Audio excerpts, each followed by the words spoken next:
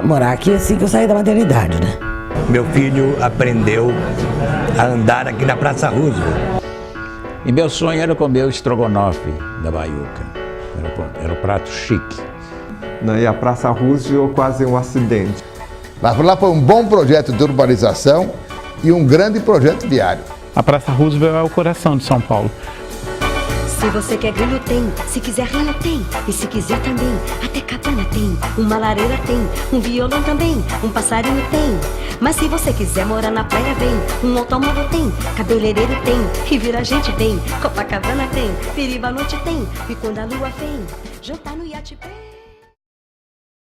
A Praça Roosevelt está localizada no bairro da Consolação, região central de São Paulo. O nome é uma homenagem ao ex-presidente norte-americano Franklin Delano Roosevelt. Apesar de ter sido nomeada em 1950, a história da praça teve início muito antes disso. O terreno onde está localizada foi uma doação da família Prado à Igreja da Consolação. Em 1913, foi inaugurado no local o Colégio Porto Seguro, um dos mais tradicionais da cidade. Naquela época deveria ter existido uma espécie de um cinturão verde de São Paulo. E a Praça Roosevelt fazia parte desse cinturão verde.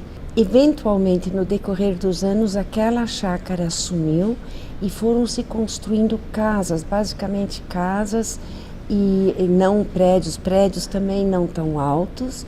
E a Praça Roosevelt ainda era inexistente. Eu me lembro que não existia uma praça definida ali. A única construção que existia era o colégio. Não existia praça, né? Do lado de lá chamava Rua Olinda, do lado de cá Rua Martinho Prado. A partir de 1950, a praça se transformou em um estacionamento a céu aberto. Imagina um estacionamento ao sol. O que os caras... E meio confuso, que também não tinha flanelinha, não tinha nada. Tinha uns caras que tomavam conta. Então você tinha que saber onde você pôs seu carro. Às vezes tinha alguém que fechou seu carro, um na frente, outro atrás, porque era tudo... Então ninguém pensava em usar estacionamento como área de lazer, né? Isso foi de 51 até 68, 67, quando começaram a construir o Minhocão. Então era um estacionamento de automóveis, né? Importantes capítulos da história da Bossa Nova foram vivenciados nos bares da Roosevelt. A praça foi porta de entrada em São Paulo do estilo musical que já fazia sucesso nas noites cariocas. E aí, como eu chego até aqui, né? Nos anos 60, um pouquinho antes, o Ronaldo Bosco, depois desse show que nós fizemos, Faculdade de Arquitetura, ele disse: Claudete, você aqui no Rio, você jamais será uma cantora de bossa nova. Por quê? Porque a Silvinha Telles, que foi a primeira grande cantora de bossa nova, faleceu. Com o falecimento dela, Nara Leão, maravilhosa amiga, ela passa a ser a musa da bossa nova. E ela é noiva dele nessa ocasião, né?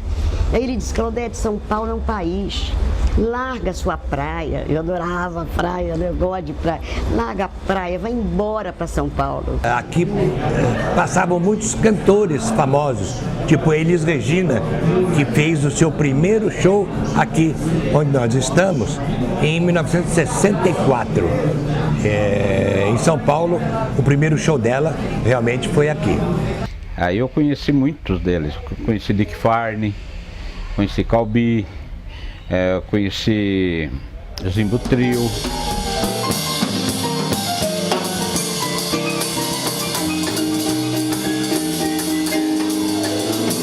Era música boa, entre elas a Bossa Nova, que estava praticamente começando. Mas todo mundo gostava muito de jazz, por isso, música americana. E a gente sempre recebia os músicos americanos que vinham fazer espetáculos, principalmente no Teatro Record, que era na Rua da Consolação, e eles iam para lá à noite tocar com a gente. Foi assim que a gente conheceu uma opção de músicos bons, né? Tommy Flanagan, vários. E a Baiuca passou a ser um ponto de boa música, de bons clientes, bom jantar, boa bebida, tudo. Era muito respeitado. Isso tudo acontecia na Praça Roosevelt. E E aí eu vim para cantar na Baiuca, né? O Pedrinho Mata era o grande pianista e a Baiuca era aqui na Praça Roosevelt, do lado onde nós estamos, e era a casa era do Heraldo Funaro. Ele era o proprietário da casa maravilhosa, com piano, inclusive um ponto de encontro, talvez tenha sido a primeira casa que era um ponto de encontro onde todos os cantores que vinham para São Paulo tinham que dar uma canja na Baiuca. Todos você possa imaginar. Praça Roosevelt teve também seu tempo áureo com a Baiuca, onde vinham cantar Calbi Peixoto, Roberto Luna, os boêmios de São Paulo, que frequentavam e cantavam lá, né? Eu conheci a praça no auge, quando era dizer, eu moro na Praça Roosevelt, era uma coisa, dizer, chique, como hoje nos Jardins. Era um lugar de encontro, sabe? Às vezes é engraçado porque ao lado de um poste, vamos supor, 4h30 da manhã, a gente já tinha tocado e tal, o Chuviana e o Luiz Chaves, que tinham participado de grupos vocais, falavam, vamos fazer um vocal aqui e tal, e distribuíam as vozes, né, 4 ou 5 vozes, e a gente, ao lado de um poste ali, fazia os acordes e tal, cantando, né? Então era um lugar de encontro até para isso. Então o que você tinha na praça era assim, uma reunião de músicos, de boêmios, de jornalistas, de vagabundos, porque também tinha os que não faziam nada, e de socialites, que eles frequentavam. Ainda na década de 1960 foi inaugurado o Cine Biju, que atraía apaixonados pela sétima arte. O Cine Biju, que na época também marcou presença, porque foi o primeiro cinema de arte mesmo. Só passava filme de arte, não passava tranqueira.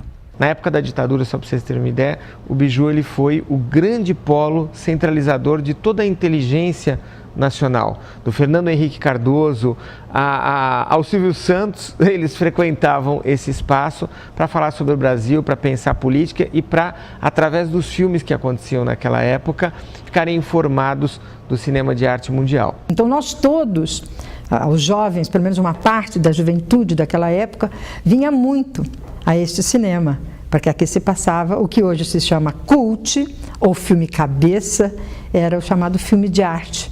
Então aqui a gente assistia Pierrot Le Fou, 30 anos esta noite, os filmes brasileiros, né, do cinema novo, enfim. Satanás!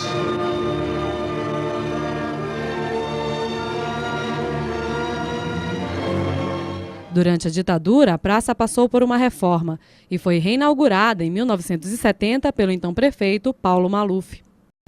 Então eu vivi 10 anos ali, vi toda a reforma. Era dia e noite sem parar, era impossível dormir, eu tinha tampão no ouvido, principalmente quando vinha o vibrador de cimento, que aquilo é uma coisa terrível. Coincidentemente, eu estive aqui na inauguração. Meu pai, assim, trouxe para o meu filho para ver a inauguração desse blocaço de concreto aqui, né? E do Minhocão, né? Eu fiquei impressionado, porque é um volume de concreto muito grande, né? O dia da inauguração foi dia 25 de janeiro, veio um presidente da República para a inauguração, o presidente Emílio Médici. Ele fez um belo discurso. Teve fogos, teve tiros de canhões. Foi bonita a festa na inauguração da praça. Agora, aquela praça que foi feita não era mais a minha praça, não era a nossa praça. Não era a praça mais de ninguém. Após anos de efervescência cultural, a Roosevelt passou por um período de degradação e abandono. Porque fechou tudo aqui. Só ficou aberto que eu me lembre, eu acho que, se eu não me engano, uma papelaria, que era uma livraria antigamente, a papelaria, né? Acabou tudo, fechou tudo aqui. Antigamente, 9 horas da noite, essa praça era intransitável. Minha mãe foi assaltada aqui 18 vezes, que ela era um pouco mais velha que eu, né? Mas ela já tinha uma certa idade, então virou, mexeu, roubavam coisas de velhinhas, né? Até que um dia ela ficou com muita raiva, ele estava com mais ou menos 84, saiu correndo atrás do ladrão, então aí acho que eu não sei, correu o boato, então por incrível que pareça, depois disso ela não foi mais assaltada, foi 18 vezes. Não, a gente tem até o hilário, né, que a pessoa veio assaltar minha sócia e minha esposa, no caso, e ela conseguiu explicar para ele que não tinha dinheiro e que ele poderia levar um livro, e o cara levou um livro, né? A praça, eu não vinha a essa praça há mais ou menos uns 25 anos. Então é impressionante a gente ver a deterioração do espaço, porque justamente começou na década de 80 essa deterioração, né? Que até então era muito legal, era muito gostoso vir para aqui. Foi lamentável bem isso aí. De 90 para cá, só melhorou quando os teatros vieram. Quando nós chegamos em 99, nós estávamos terminando uma etapa aqui da praça, onde me parecia que tinha chegado quase que no limite da degradação. A chegada da companhia teatral Os Sátiros, em 2000, foi um dos marcos da revitalização da Praça Roosevelt. Outros teatros já existiam no entorno, mas nenhum havia percebido a praça como um lar. E olha que a convivência nem sempre foi tranquila. A última ameaça mesmo foi em 2005, que a gente recebeu uma ligação, aí foi mais pesado, que era um traficante que dizia que haveria um derramamento de sangue na porta do teatro se a gente continuasse, porque a gente estava atrapalhando as atividades deles. Ou a gente deveria pagar um aluguel, uma mensalidade para o tráfico de R$15 mil por mês, que a gente não tinha. De noite eu não passava aqui, porque era todo escuro, tinha prostitutas, travestis, que inclusive os travestis, teve uma que me parou, tu é mulher ou é travesti? Eu não soube o que responder, porque eram marginais, entende? Então elas lhe dava raiva, porque comentavam que eu era transexma, que era muito fina, que eu era atriz, e elas lhe chocava aquilo, porque são marginais, porque infelizmente... É um lugar assim de bandidagem pura, mas a gente não se deixou intimidar por isso, a gente achava que o mais importante era a localização e o astral que a região tinha e tal, e que a gente poderia se relacionar com isso e mudar um pouco essa atmosfera, né? Eu acho que é o mérito da arte, eu acho que a arte ela produz isso, e não precisa ser nem um grupo muito fantástico, não precisa nada disso.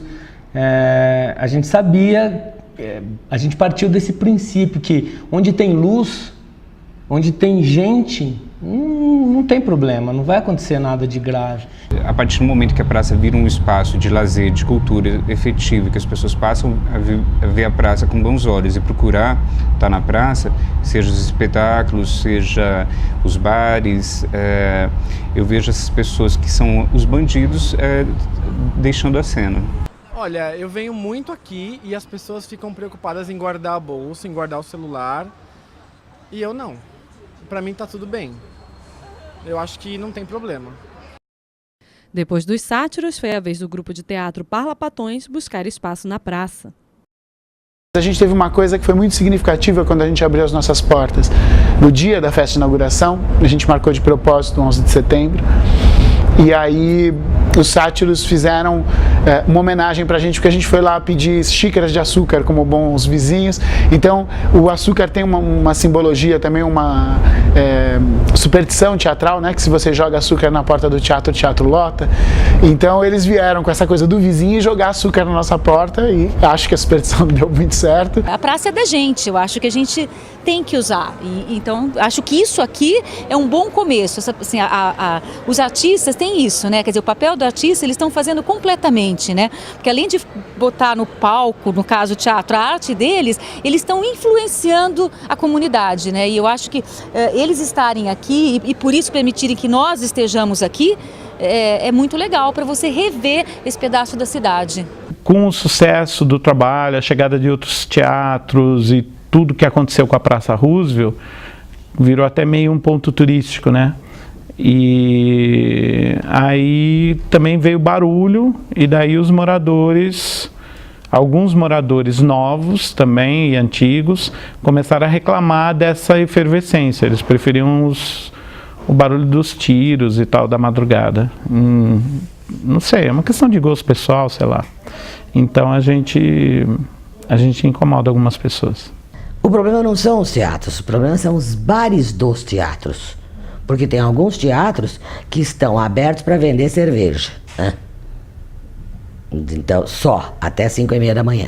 Então, é um tormento insano. Eu falo francamente, para mim não me incomoda.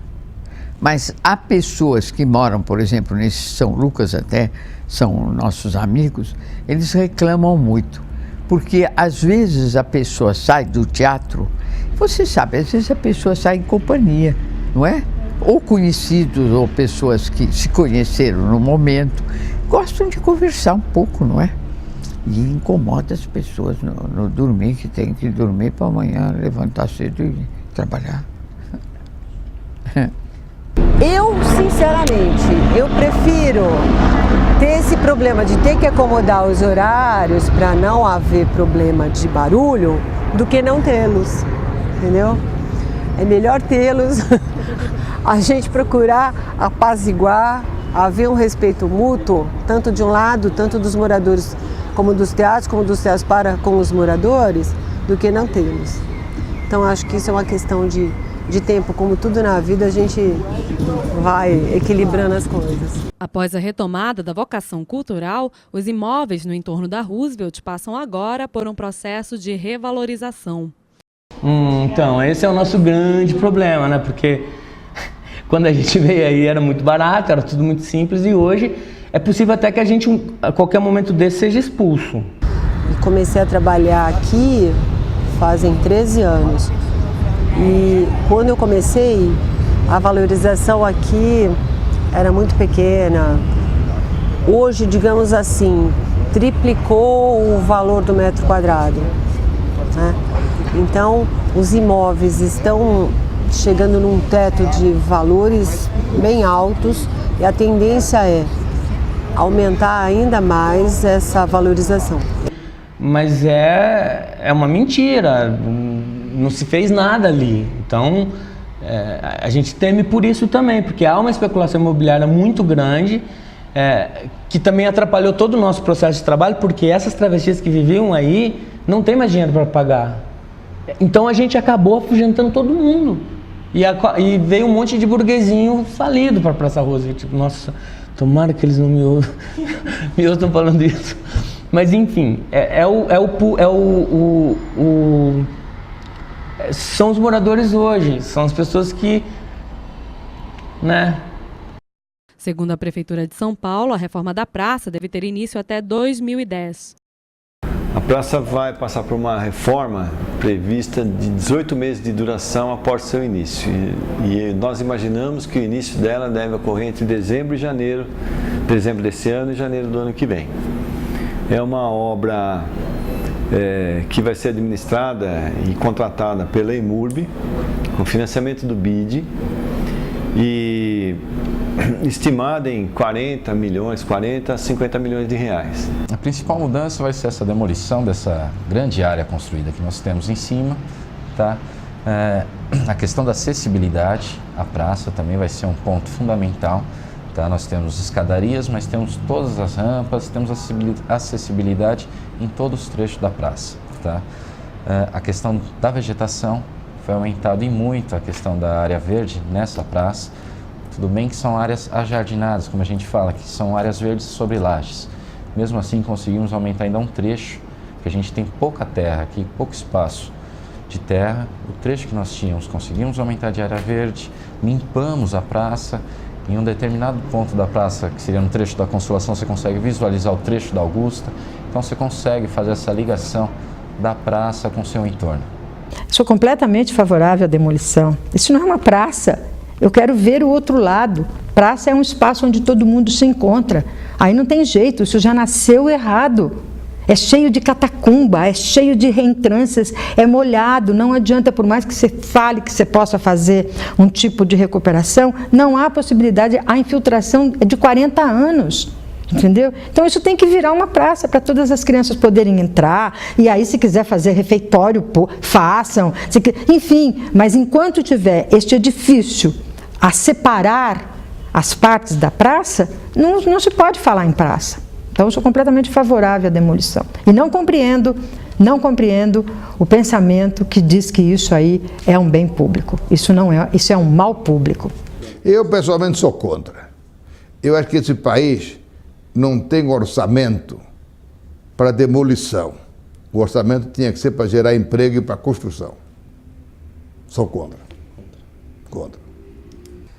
Eu odeio como projeto arquitetônico e urbanístico. Mesmo porque, o que era? A praça era um ponto de encontro, era um espaço, era uma coisa aberta, né? Virou uma coisa fechada, virou uma coisa sufocante. A própria igreja, né, desapareceu. A igreja era um monumento da cidade, agora está ali.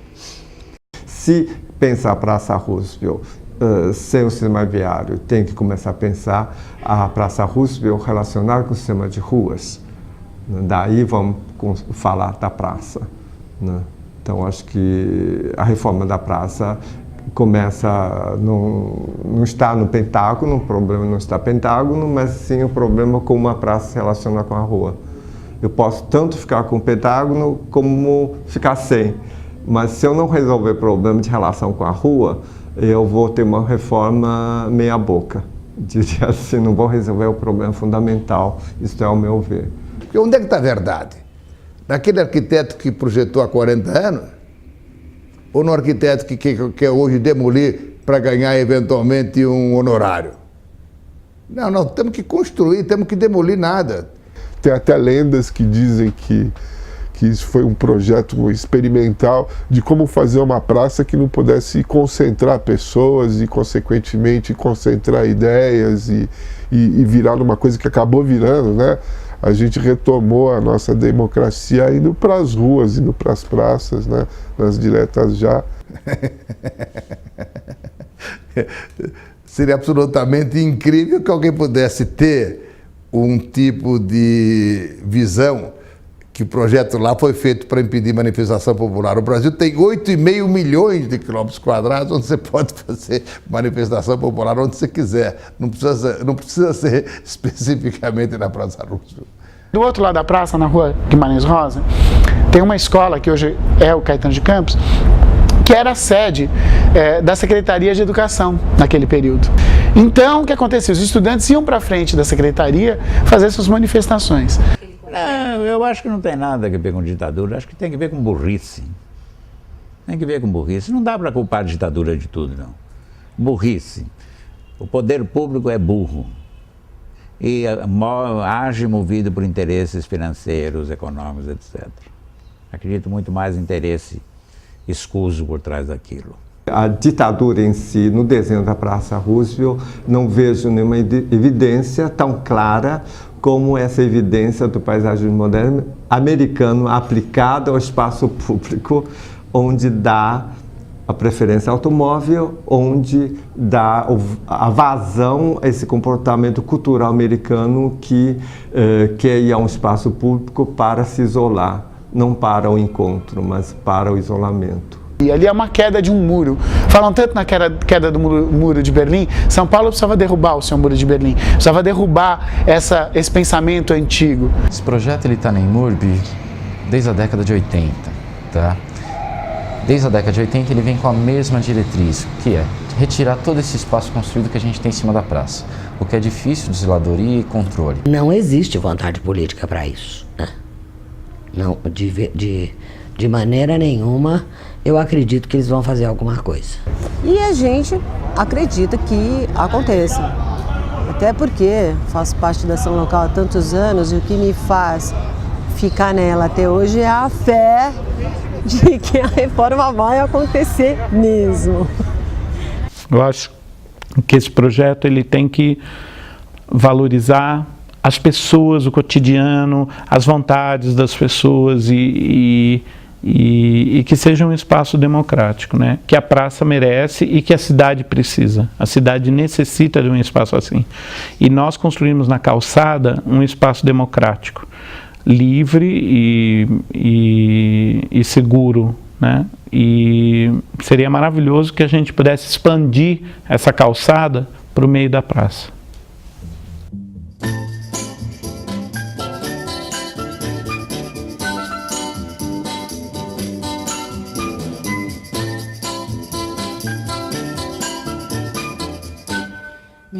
Menina gata Augusta, menina Augusta gata.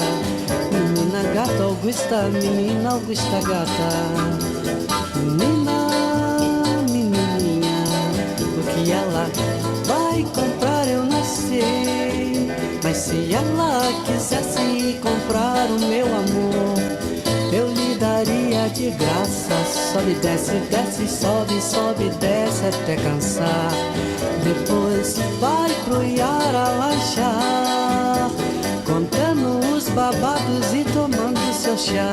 Como eu queria ser o gato do lugar, como eu queria ser o gato do lugar. Mas eu, um pobre gatinho que nunca